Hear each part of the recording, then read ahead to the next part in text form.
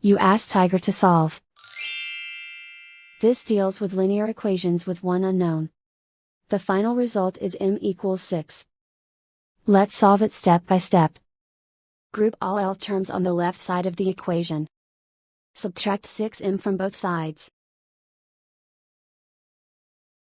Group like terms. Simplify the arithmetic. Group like terms. Simplify the arithmetic.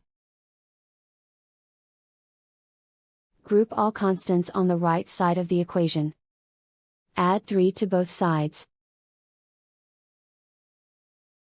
Simplify the arithmetic.